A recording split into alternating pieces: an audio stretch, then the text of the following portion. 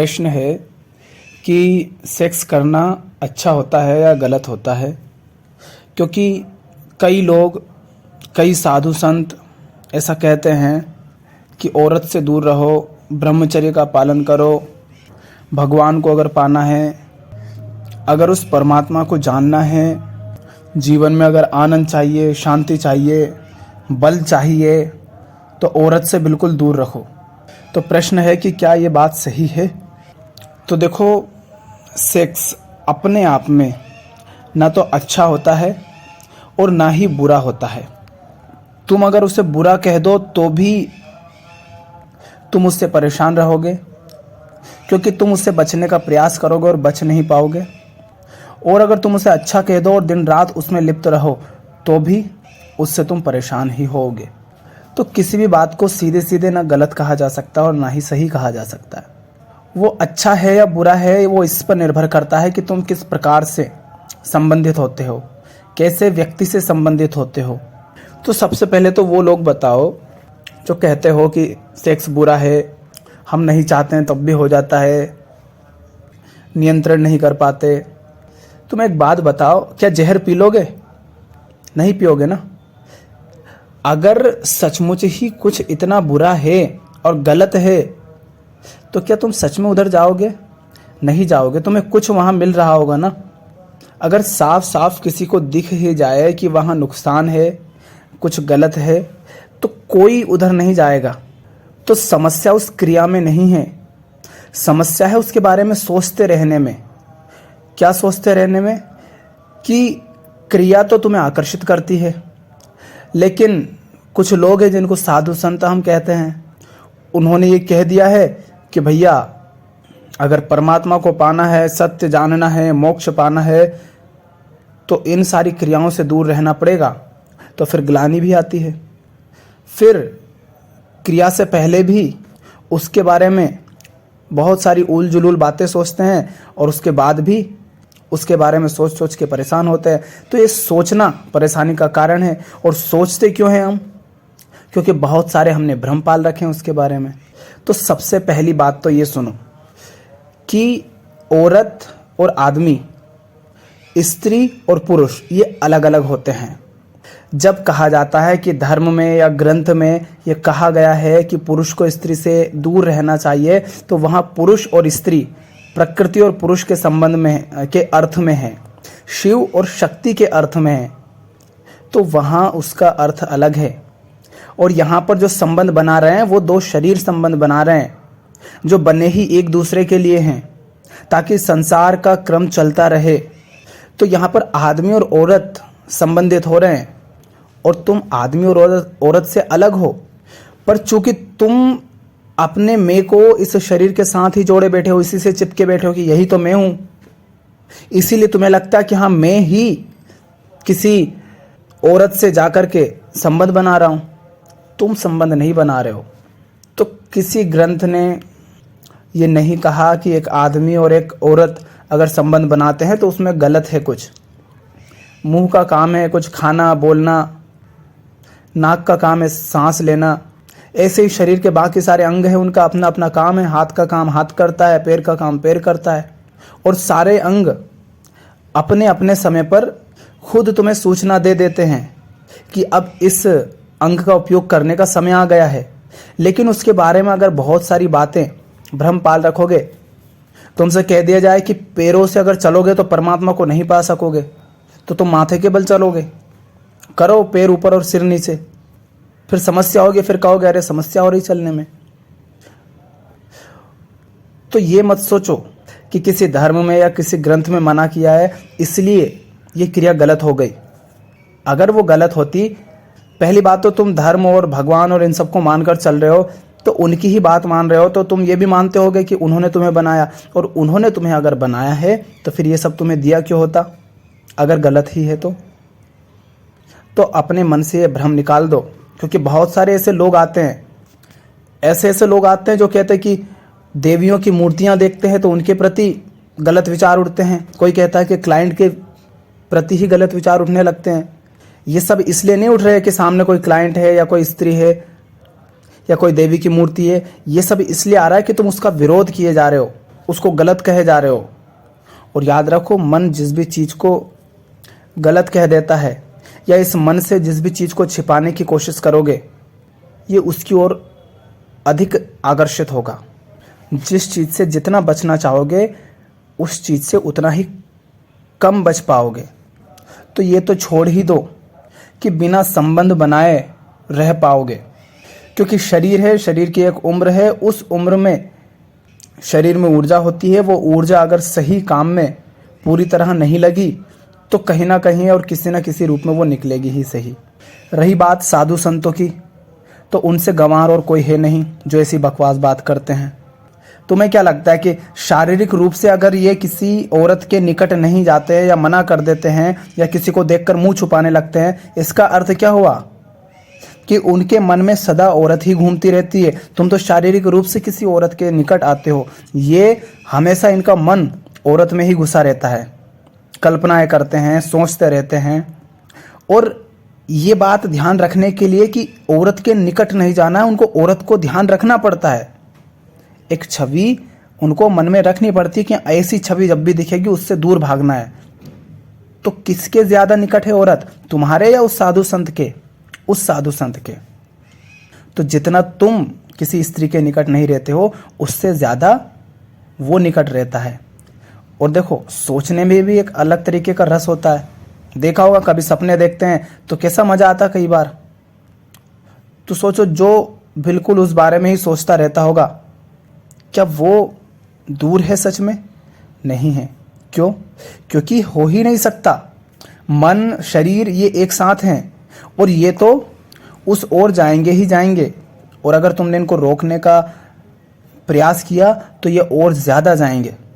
एक सहज संबंध हो सकता था, वो सहज संबंध भी नहीं हो पाएगा। फिर ये तुम्हारे लिए हानिकारक हो जाएंगे। इनके गलत प्रभाव तुम पर पड़ेंगे और तुम्हें लगेगा कि ये चीज़ ही गलत होती है। तो जो लोग तुमसे कहते हैं कि दूर रहना चाहिए, पहली बात वो खुद दूर नहीं है, तुमसे ज़्यादा निकट वो हैं। दूसरी बात, छुपा हुआ राज वो ये है कि कोई भी साधु संत जब तुमसे ये कहता है ना, जो साधु संत बना बैठा है और कहता है कि औरत से दूर रहो, कभी संबंध मत बना लेना, ब्रह्मचर्य टूट ना जाए, नहीं तो परमात्मा को नहीं पा पाओगे, शांति नहीं मिलेगी। पता है क्यों कहता है? क्योंकि उसे भी पता है कि तुम इन नियमों का पालन कर ही नहीं पाओगे। और जब कर ही नहीं पाओगे तो तुम बाबा जी से ये नहीं कह पाओगे कि हमने तो सारे नियमों का पालन किया, लेकिन आपने जैसा कहा था वैसा तो कुछ हुआ नहीं, हमें तो कुछ मिला नहीं। क्योंकि बाबा जी भी जानते हैं कि ना तो मेरे पास कुछ है और ना ही कुछ इनको मिल पाएगा। तो इनको नियम ही ऐसे दे दो कि ये उनका पालन ही ना कर पाएं। और जैसे ही टूटेगा तो इनको भी पता है कि सचमुच में हमने पालन तो किए नहीं, तो कैसे फिर हमें वो मिले जिसकी बात बाबा जी करते रहते हैं। तो इसलिए वो तुमसे कह देते हैं कि ये गलती मत कर देना। और याद रखना, जो जितना अधिक इस बारे में बोलता है कि ये मत करो वो मत करो, वो पूरी तरह उसमें लिप्त है। शरीर से नहीं तो मन से लिप्त है, वो जल रहा है अंदर से। और तुम भी ऐसे ही जलोगे अगर इस चीज़ को गलत कहोगे तो। मैं नहीं कह रहा हूँ कि इसमें डूब जाओ, मैं कह रहा हूँ गलत कहना बंद करो। लोग मर जाते हैं ये सोच करके कि उनसे पाप हो गया। इतना उनके भीतर इस बात के प्रति विरोध खड़ा कर दिया गया है। अध्यात्म बस इतना कहता है कि जैसे भैया, अगर तुम बात कर रहे हो अध्यात्म की, तुम बात कर रहे हो प्रेम की, तो तुम अगर भोजन हिंसा करके खा रहे हो, किसी जीव की हत्या करके खा रहे हो, मांस खा रहे हो, तो ये तो गलत है ना। तुम बात प्रेम की करते हो और भोजन तुम्हारा हिंसा के माध्यम से आता है। तो कम से कम अपना भोजन शुद्ध रखो, शाकाहारी रखो। इसी तरह से ठीक है, तुम जवान हो, शरीर की कुछ मांगे हैं, ज़रूरतें हैं, तो उनकी पूर्ति करो। लेकिन किस व्यक्ति से, किस तरह के व्यक्ति से संबंध बना रहे हो उसको भी थोड़ा देख लो। अब ऐसा तो है नहीं कि तुम किसी के साथ भी संबंध बना लेते हो। सामने से तुम्हारे कई लोग गुजरते हैं, स्त्री या पुरुष जो भी, सबके प्रति तो आकर्षित नहीं होते हो ना, कुछ तो देख रहे हो ना। तो जब किसी व्यक्ति से संबंधित हो रहे हो तो जरा उसको थोड़ा अच्छे से देख लो। ऐसा ना हो कि वो तुम्हारी जिंदगी में थोड़ी देर का तो सुख दे दे और बाकी पूरे समय को बर्बाद कर दे, नर्क बना दे तुम्हारे जीवन को। ये बात ध्यान रखो। और अगर तुमने इन बाबा जियों की बातें सुन ली और मान लेते हैं, क्योंकि जानते तो वो भी है कि कोई नहीं सुनेगा, पर मान लेते हैं कि सब लोग ये सब करने लग जाएंगे, तो तुम्हारी प्रजाति ही खत्म हो जाएगी। फिर क्या करोगे? अरे भैया, तुम्हारे चारों तरफ स्त्रियां ही स्त्रियां होंगी, कब तक बचोगे उनसे? तुम्हारे घर में तुम्हारी माँ होगी, बहन होगा, दोस्त होंगे, अड़ोसी पड़ोसी होंगे, जहां जाओगे वहां मिलेंगी, क्योंकि दुनिया की आधी आबादी उन्हीं की है। तुम इतने डरे हुए हो, जबकि वो भी तुम्हारी ही तरह हैं। और रही बात साधु संतों की, छोड़ो इन गंवारों को, बड़े आए यहाँ पाखंडी। तुम पीछे जाओ थोड़ा, और जिन ग्रंथों को पढ़ रहे हो उन ऋषियों को देखो। क्या उनकी पत्नियां नहीं थी? बल्कि उनकी तो एक एक से ज़्यादा भी थी। जो ऋषि हुए, कबीर साहब की नहीं थी क्या पत्नी? की थी ना उन्होंने भी शादी। गौतम बुद्ध की शादी नहीं हुई थी क्या? बल्कि उनके पिताजी तो उनके लिए सुंदर सुंदर नगर की स्त्रियां लाते थे और एक अलग महल बनवाते थे, ताकि उनका पुत्र कहीं संसार में सन्यासी ना हो जाए। तो जितना अधिक हो सकता था उनको सुख देने की कोशिश करते थे। और उनको देखो, आज बुद्ध के नाम से तुम पूछते हो, उनको पढ़ते हो। तो उन्होंने भी शादी की थी। क्या कृष्ण ने शादी नहीं की थी? क्या भगवान श्री राम ने शादी नहीं की थी? कौन है यहाँ? गुरु गोविंद सिंह ने विवाह किया था, कई सारे क्रांतिकारी उन्होंने विवाह किया था। जब कोई ऐसी बातें करें तो तुम उनके जीवन को देख लिया करो, जिनको तुम पूजते हो, जिनको तुम सुनते हो, जिनको हम पढ़ते हैं, कि क्या उनका जीवन भी इस तरह से स्त्रियों से भाग भाग कर इतना आगे बढ़ा? क्या वो स्त्रियों से बच बच कर फिरते थे? तो बस इतना याद रखो कि संबंध सही बनाओ, और इतना जान लो कि जब तक विरोध करोगे ना, तब तक परेशान रहोगे। परेशानी का, दिक्कत का, तनाव का, उसके बारे में सोचने का, इन सब का कारण एक ही है कि हम उसका विरोध करते हैं, उसको छुपाते हैं, हम उसको गलत कहते हैं।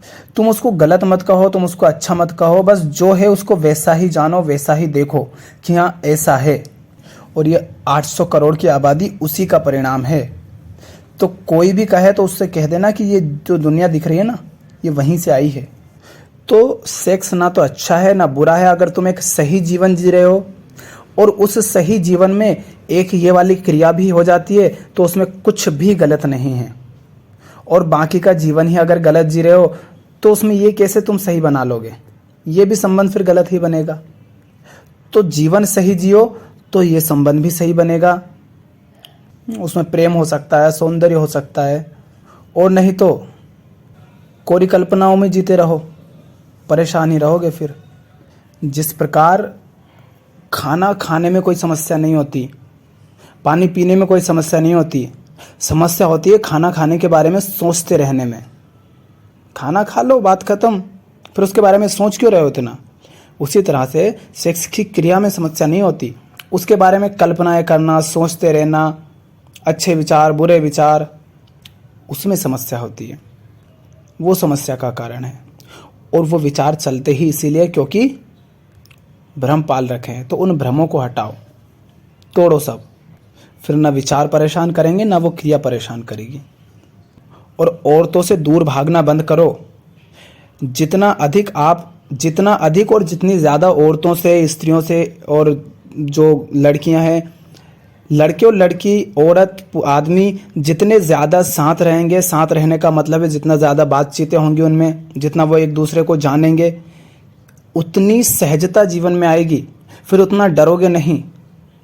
क्योंकि बहुत सारे लोग ऐसे भी मिले हैं जो कांप जाते हैं, पसीना छूटने लगता है उनका जैसे ही वो किसी स्त्री से बात करने जाते हैं। क्यों?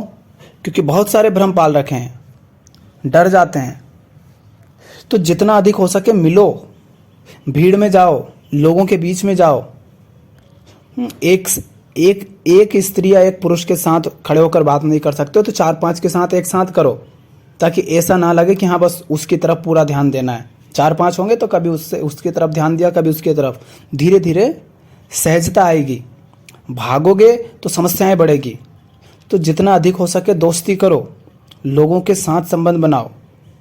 तो ये जो विचार घूमते रहते हैं ये सब अपने आप कम हो जाएंगे। क्योंकि उनके बीच जाओगे ना तो जो तुमने कल्पनाएं कर रखी हैं उनकी हकीकत तुम्हें पता चलेगी। तुम जानोगे कि जैसा तुम सोच रहे हो तो वैसा तो हकीकत में कुछ है ही नहीं, वास्तविकता कुछ और ही है। तो फिर तुम्हें बाकी की जो कल्पनाएं कर रखी है उन पर भी संदेह पैदा होगा कि कहीं ऐसा तो नहीं कि ये सब भी झूठी है। तो भागो मत, बल्कि पास जाओ, उनके दोस्ती करो, और 1 से नहीं 10 से 100 से 50 से करो। जितने अधिक लोगों से तुम मिलोगे तुम्हारी कई तरह की समस्याएं अपने आप खत्म हो जाएंगी। मन के न जाने कितने भ्रम टूट जाएंगे तुम्हारे। सिर्फ ये एक ही नहीं, इसके अलावा भी कई सारी प्रॉब्लम खत्म हो जाएंगी। तो ये बात बिल्कुल निकाल देना कि उनके पास नहीं जाना है, उनसे बात नहीं करना है। ज़रूरी थोड़ी नहीं कि उनके साथ शारीरिक संबंध ही बनाओ, बातचीत करो। कुछ बात समझ नहीं है तो उस बात पर बात कर लो। तुम पाओगे कि जैसी तुम्हारी समस्याएं वैसी उनकी भी समस्याएं हैं, जैसे तुम्हारे भ्रम है वैसे उनके भी भ्रम है। तो जीवन को थोड़ा खोलो, ऐसे डर डर के संदेहों में मत जियो। जो चीज़ें जांच सकते हो, परख सकते हो, उनको जांचो परखो। बस सुनकर मत बैठ जाओ कि किसी ने ऐसा कह दिया, किसी ने वैसा कह दिया। तुम्हें पता भी नहीं चलेगा अगर दूसरों के सुन करके अगर दूर ही रह गए तो हकीकत जान ही नहीं पाओगे। और फिर जब पूरा समय निकल जाएगा तब जानोगे तो पता चलेगा कि जीवन में बहुत बड़ी गलती कर दी। तो जो जांच परख खुद कर सकते हो, खुद जाओ, जांचो, जानो, सुनो, समझो, पूछो और अपने भ्रम दूर करो।